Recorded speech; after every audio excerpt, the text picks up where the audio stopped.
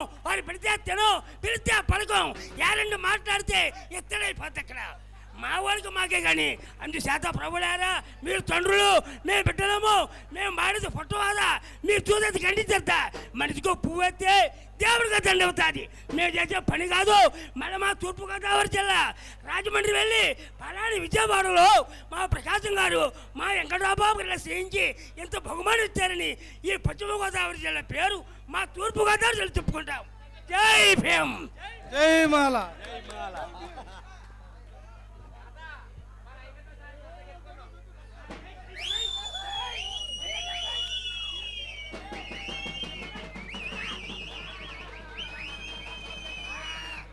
Hello,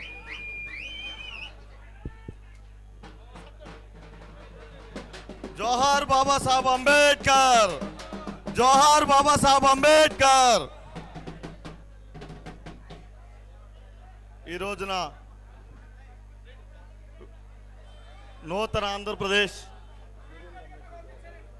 13 జిల్లాల రాజధాని కేంద్రం నుంచి ఈ రాష్ట్రంలో మాలలను అణచివేసే శక్తులకి ఒక హెచ్చరికను పంపించడానికి ఈ మాలబంధు సమ్మేళనాన్ని ఏర్పాటు చేసినటువంటి మల్లెల వెంకట్రావు గారికి, వేదిక మీద ఉన్నటువంటి పెద్దలు, అలాగే ఈ కార్యక్రమంలో అనేక కళా పోషణలు ఇచ్చినటువంటి, ప్రదర్శనలు ఇచ్చినటువంటి మా మిత్రులు, కళామ తల్లి ముద్దు బిడ్డలైనటువంటి మాల ముద్దు బిడ్డలందరికీ, అలాగే ముందున్నటువంటి పత్రికా మిత్రులకి, అలాగే వెళ్ళిపోయినటువంటి మన కులం నుంచి ఎమ్మెల్యేలుగా ఎన్నికైనటువంటి ఉప్పులేటి కల్పన గారు, శ్రావణ్ కుమార్ గారు, గొల్లపల్లి సూర్యారావు గారు, ఇతర మిత్రులందరికీ కూడా ముందుగా నా జయభీములు. మిత్రులారా, మరి ఇలాంటి కళలు చూసిన తర్వాత ఉపన్యాసాలు వినడం అంటే, ఉద్యమాల గురించి వినడం అంటే అది రుచించదు. అయినప్పటికీ కూడా ఈ రాష్ట్రంలో ఈ రోజున మాలల మీద ఒక కత్తి వేలాడుతూ ఉంది. దాన్ని ఈ రోజున పరిశీలన చేయాల్సిన అవసరం ఉంది. ఈ రోజున ఈ వేదిక రేపటి స్ఫూర్తిగా మిగలాల్సినటువంటి అవసరం ఉంది. వెంకట్రావు మాట్లాడుతూ 2 విషయాలు మన ముందు ఉంచడం జరిగింది. అవి ఏంటంటే, కారం చేడులో మాదిగ సోదరుల్ని ఊచకొత్తకొచ్చినప్పుడు ఈ రాష్ట్రం నలుమూలల మాలల రోడ్డు మీదకి వచ్చి ఈ దేశంలో ఒక చరిత్రను సృష్టించినటువంటి చరిత్ర ఈ మాలలకు ఉంది. అలాంటి మాలలు ఈ రోజున లక్ష్మీపేటలో 5 మాలలు చంపేస్తే ఇళ్లలో నిద్రపోతూ నిద్ర మత్తులో ఉండటాన్ని గమనించాం.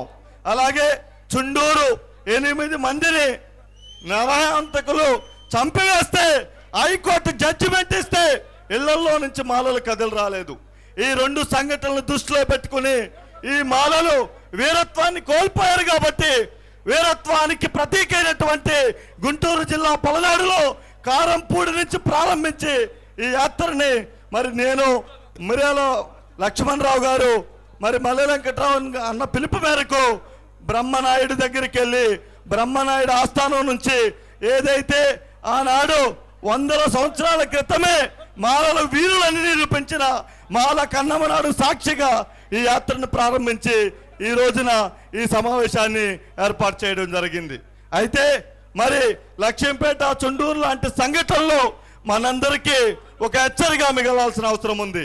ఈ రోజున అన్ని రాజకీయ పార్టీలు మాలల గురించి కాదు, అసలు దళితుల గురించే మాట్లాడినటువంటి దౌర్భాగ్యమైన ధైర్యమైనటువంటి పరిస్థితి ఉంది. దానికి అంబేద్కర్ వారసులైన మాలలతో పాటు ఈ దేశంలో, ఈ రాష్ట్రంలో ఉన్నటువంటి అనేక పేద కులాల తరపున మాలలే బాధ్యత వహించాల్సినటువంటి అవసరాన్ని కూడా ఈ రోజున ఇక్కడికి విచ్చేసినటువంటి వందలాది గ్రామాల ప్రజలు, నాయకులు ప్రజల్లోకి తీసుకెళ్లాల్సిన అవసరం ఉంది.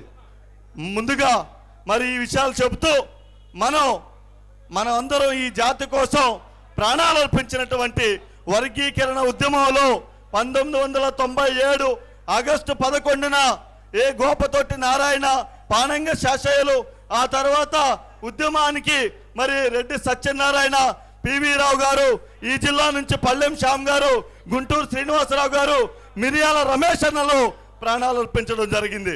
వాళ్ళందరినీ మనం స్మరించుకోవాల్సినటువంటి అవసరం ఉంది.